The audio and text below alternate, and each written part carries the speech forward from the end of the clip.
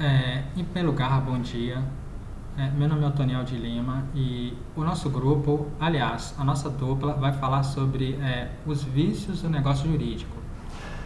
Mas afinal, o que vem a ser negócio jurídico? Bem, em uma conceituação, é uma manifestação de vontade que produz efeitos desejados pelas partes e permitidos por lei. Um exemplo de negócio jurídico são os contratos, e os contratos são espécies de negócios jurídicos. Mas por quê? Porque ambas as partes, seja em contrato de compra e venda, de doação, de prestação de serviços, entre outras, irão manifestar sua vontade procurando uma finalidade em comum. Segundo Ponce de Miranda, o negócio jurídico deveria servir sobre 3 planos: de existência, de validade e de eficácia. Para que o negócio jurídico exista, ele deve ter parte, objeto, vontade e forma. Veja bem, para que o negócio jurídico seja válido, nós adjetivamos cada substantivo do plano de existência. As partes devem ser capazes e legitimadas, o objeto deve ser lícito, possível, determinado ou determinável, e a forma deve ser prescrita ou não defesa em lei. E por fim, a vontade deve ser livre, consciente, espontânea e de boa fé.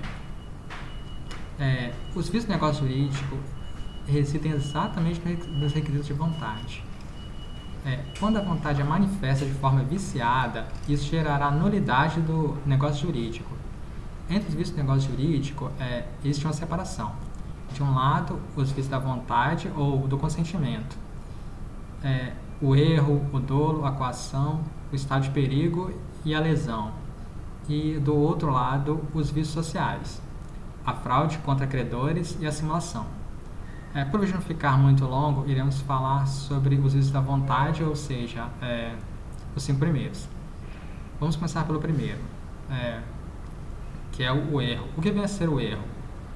Digamos, uma falsa percepção da realidade. Quando uma pessoa realiza um negócio jurídico com vício de erro, é porque ela teve uma falsa percepção quanto ao objeto, sobre a pessoa, sobre o motivo, sobre um aspecto determinante daquele negócio jurídico. O exemplo clássico desse erro é um consumidor que, ao avistar um relógio dourado, o compra pensando ser um relógio de ouro. Depois da compra, descobre que, ao invés de ouro, o material era latão. Se ele soubesse que não era ouro, a compra teria sido realizada? Bem, com certeza não. Pelo menos não daquela forma.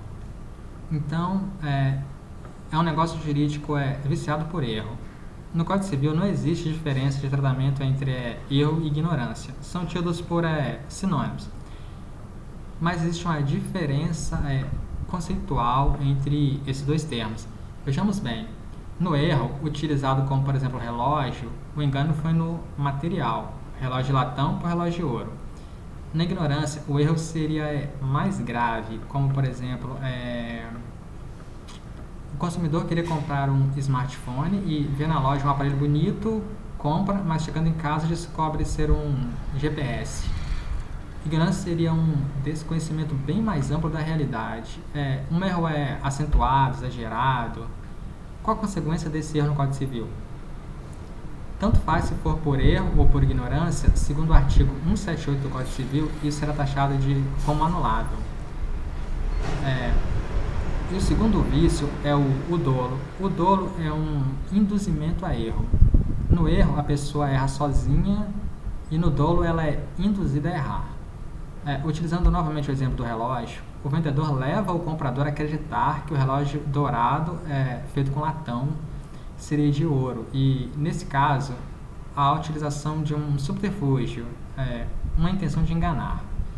E o negócio jurídico viciado por dolo, ele também é anulável.